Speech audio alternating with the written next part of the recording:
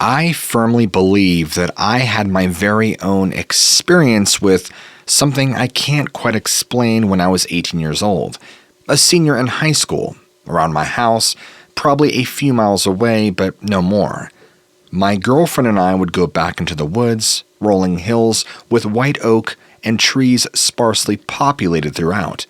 The scenery was gorgeous. My girlfriend and I would go back into the woods to make out. She and I had both been bitten by the nature bug, so it's somewhere we really loved to spend our time. And because I grew up in a small town, there wasn't much to do, especially to escape our parents and friends who constantly wanted to suffocate us with their time. So, when we had this experience, it was an afternoon like any other. Nice and sunny, clear day, probably in the upper 70s. It was later April or maybe early May. I was a senior and going to be graduating in probably the next 5 or 6 weeks, whenever my graduation was. I think it was early June or somewhere around there. My girlfriend at the time was a junior, and the weather was so perfect. I know for a fact there is no possible chance for a mistaken identity of a bear. I've seen black bears many, many times around here. I've seen black bear tracks many times.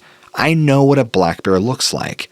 This was by no means a black bear, even though some friends that I've told the story to just don't buy what I saw. But anyway, my girlfriend and I are sitting under this old half-dead tree, just talking, probably lost in conversation.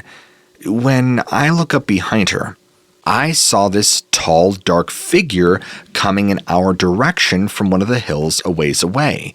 I was a bit startled at first because in that first couple of seconds, I thought somebody else had wandered back here. And where we were, to my knowledge, nobody comes back here for any reason. We're in such a small town and we didn't have any homeless issues that I was aware of. But as I finished those thoughts, within a couple of seconds, my brain can now fully process what I was looking at. And after no more than 2 seconds, flat, frozen in conversation, I realized this was not a person at all.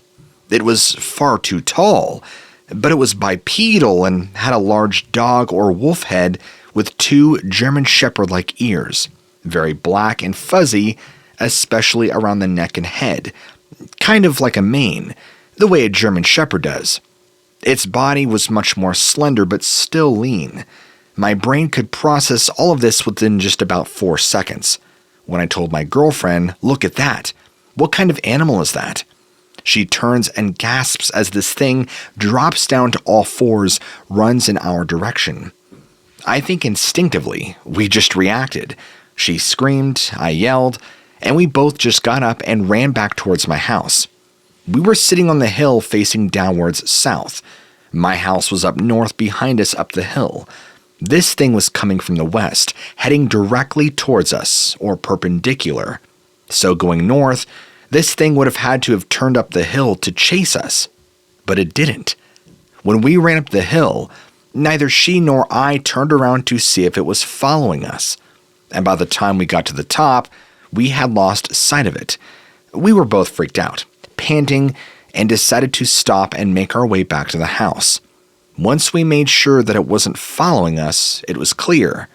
I've never seen any animal that walks bipedally and then so effortlessly and naturally drops down on all fours like I watched this animal do. When this thing first appeared over the hill to our west, it was probably, I'd say no more than 100 feet away. So I know for a fact it saw us. It was facing our direction. It walked maybe 20 or 30 feet and then seamlessly dropped to all fours. It changed its entire structure and bone positioning and began sprinting at breakneck speeds. That's one of the reasons why we booked it. By the time we had got up the hill, it was gone. So, it either dove down into the hill, where trees are far and few in between, which would translate to fewer places for this thing to hide, or it ran to the thicker area of the forest, which was to our left or east. I'm not exactly sure where it went and how we did not see it. So, we either hallucinated it, or it was speedy and disappeared into the thick brush. Since my girlfriend and I both saw it, both give the exact same description and account of what happened. I don't think we just randomly hallucinated something like this. At first, we did not end up telling our parents or any friends. I mean, after all, would you? Probably not until a few years later, once she and I would both be in college, did we really begin to open up about what we saw, which would have made it in the early 2000s, when the whole concept of Beast of Bray Road and Dogman in general would be a little more popularized. That's how I found out that it was a Dogman. This thing was also completely silent, which is incredibly eerie thinking back on it. Having not seen it up close, I could not tell you any details about its face, but going on Google or online and looking at many depictions of what people illustrate to be as a Dogman, it's not too far from that. It wasn't built like a big bodybuilder. It was very slender, very tall, very lean and slim, with the head not too far away from that of a black German shepherd, or I guess you can say a wolf. I did not see any eyes or teeth. Being the late 90s, you really couldn't talk about this kind of stuff for fear of ridicule. Once my girlfriend and I had graduated high school and off to college, we broke up and moved to different parts of the country as we exited college. We did stay in contact because we're still best friends. And even now, to this day, we each have our own families. I live on the West Coast, she lives in the Midwest. We still talk about this event from time to time and just how scary it was. I know for a fact they are indeed real creatures, but what are they? Where do they come from, and what do they act like or eat? I couldn't answer any of those, and I wish I could. When I was around 12, my dad rented out a cabin that belonged to his friend from work. It was deep in the wilderness, accessible only by a dirt road. I wasn't really excited about going, but I decided not to let in on it. I didn't want to upset my father. My dad was an outdoorsman through and through, and from a young age, Grandpa would take him out hunting, fishing, and all of that stuff. He figured he would take me along to share those same experiences. It didn't matter to Father that I was a girl. Father packed some essentials, but was planning on buying certain things we needed along the way. He was told there was a general store some 10 miles just from the cabin, so we would buy stuff like firewood, milk, bread, whatever else we might need. Apparently, there wasn't any running electricity in the cabin, so we would have to heat it with our fireplace. Dad even packed his .22 Winchester rifle and a tiny little revolver. I figured we would go hunting at some point. I'd actually never shot a gun before. Dad said it wasn't that hard and that we could easily practice. He said the hard part was hitting something. We headed out on a Thursday evening and planned to be back the following week. I fell asleep for most of the ride.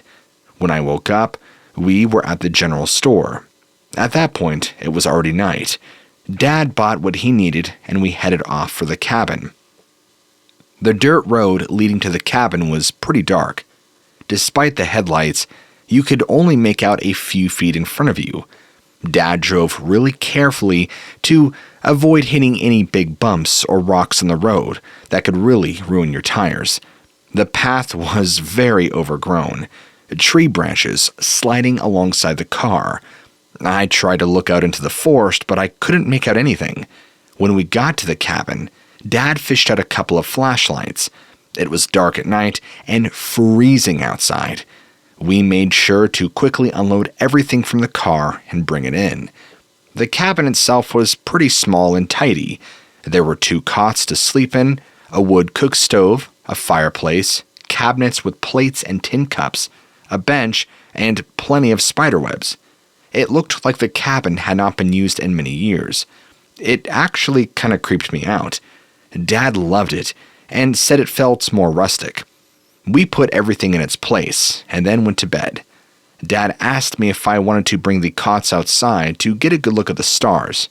I said no. He chuckled. We both went to sleep. The first few days were pretty nice.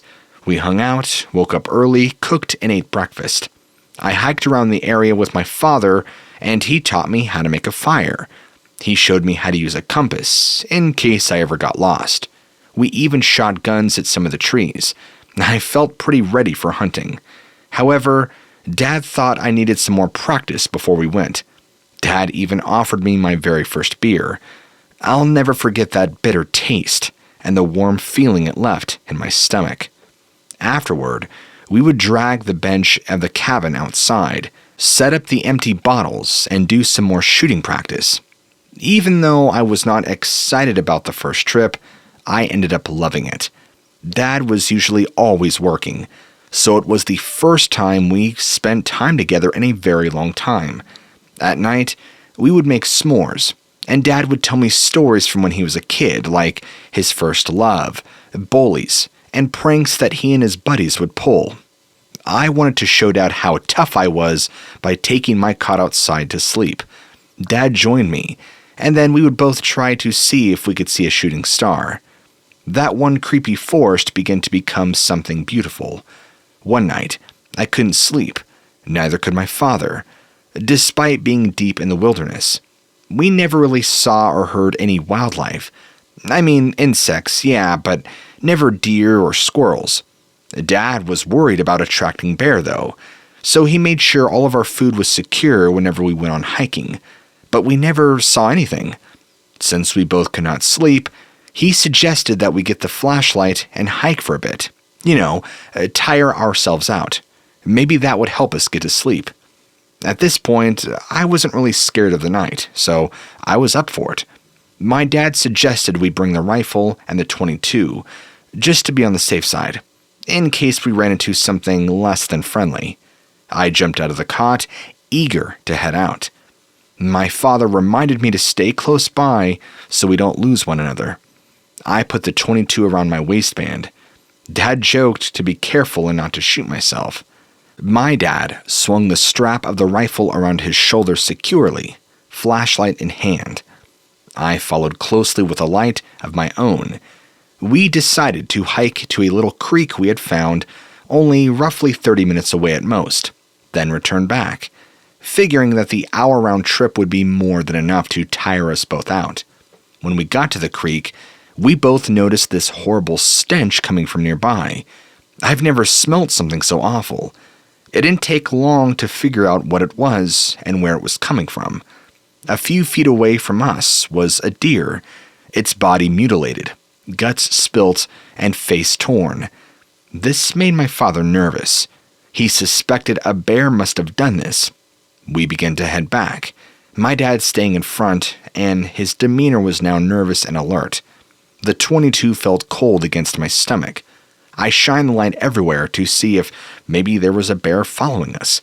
And before I know it, I bumped into my father, and he had stopped. I was going to ask him why he stopped, but he interrupted me and shushed me. His flashlight was pointed at an animal, a bear that had its back to us eating a deer carcass. It had not noticed this yet. Focused on its meal, Dad carefully motioned to me to move slowly, and we began to move around the animal. A stick had broken underneath my foot, and the bear flung itself around. We both realized this wasn't a bear. Its face was like that of a dog's, glowing from the light. It looked like a bear in the body, because of how it was hunched over. The animal stood up on its hind legs, taller than the two of us put together. It was wild and mangy long hair, long arms and long legs. The animal began to step toward us, snarling angrily. Dad took out the rifle, firing 3 shots into the air. This startled the animal. It dropped down on all fours and ducked into the brush. Dad and I ran back to the cabin, quicker than we ever have, gathered as many of our things as we could, and drove back home right then and there. To this day, I've never seen anything like it again. As I got older, whenever Dad and I would talk about what we had seen, Dad was sure that we saw a bear, that the flashlights and the shadows make it look bigger and stranger than it actually was. Personally, I'm not convinced, and I don't think he is either. What do you think? Do you think that we saw something other than a bear?